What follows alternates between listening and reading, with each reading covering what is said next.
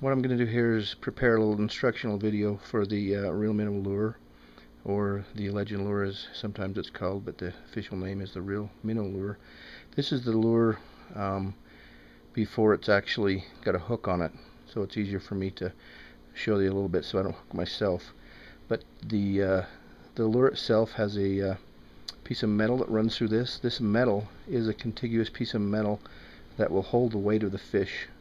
So while you have a fish hooked onto this lure, you do realize that the plastic or the part of the body of the lure is not creating any weight. It's just riding on top of the metal lure. So it's been weight tested for about 75-pound fish. So it's definitely not a small fish. However, it can catch very small fish as well. The weight in the back, and I'm showing you the transparent lure with the silver specks in it. The weight in the back helps for the erratic movement, and it actually is sitting closer on one side than the other side. So don't be alarmed if you see this and you think, wow, the weight's not centered. That's out of design. And these are hand assembled, and it's a hand design. This lure has been designed over 30 years by fisherman Ray Johnson, and he designed the lure through fishing, and so this is his years of experience that's done. The fins are all situated in a place in which it gives that movement. This is not a first time lure. It's been worked over many times. I'm going to switch lures just to show you a little bit of the design with the white one. You'll see that there's a hole right here. This hole is by design as well. That hole is to put, you can put a piece of yarn in there that's been soaked in garlic or whatever scent you'd like. It's also set exactly or to help you with a maggot bait. So power maggot bait or any maggot bait, it doesn't have to be that, will work fine for it. You'll see the ridges on the lure are actually put there for a reason as well.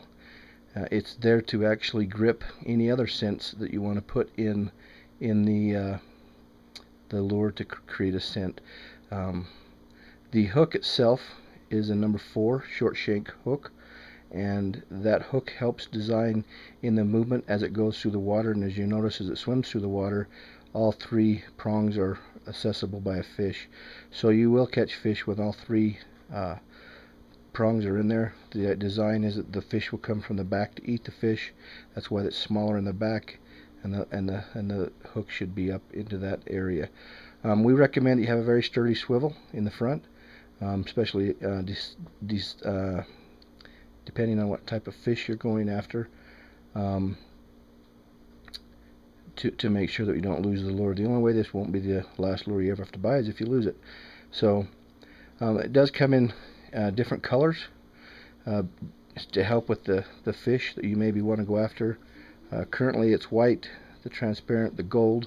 The gold is the original color of the lure that was used, and pink is a newer color. So that probably will help you to understand how to use the lure after you've purchased it.